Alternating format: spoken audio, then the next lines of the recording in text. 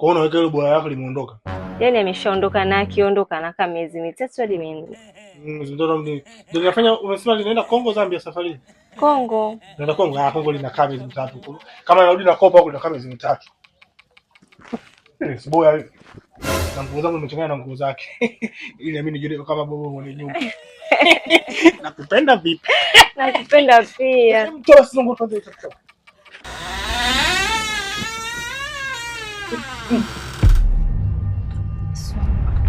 Mwenye uwanja wake kaingia sasa.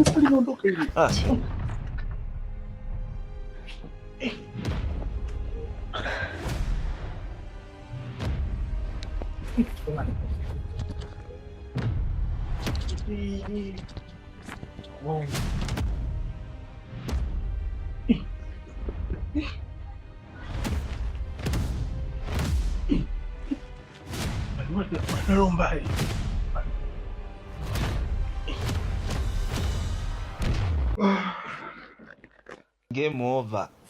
Bora mke wangu. Nimerudi nyumbani kidogo nilipumzika bwana, ile gari kwa takiwa niondoke nalo leo. Okay bwana, nilipata hitilafu. Kwa hiyo mpaka kesho kutwa. Okay bwana. Kesho kutwa ndo naamsha, nimekuja nilale niamshe, kesho kutwa ndo naamsha ndo napi safari kama kawaida. Sio umeelewa? Mama yangu. Brother, mbona unaongea tu na mke wako? Na maana mimi unione?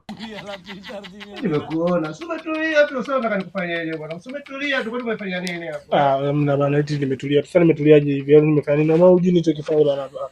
Sikiza bana brother bana, yani ngoje tu vitu vingine tu kufanya tu ili mimi niwe na amani. Hizo tu nipige hapa basi, unipige mimi niondoke zangu.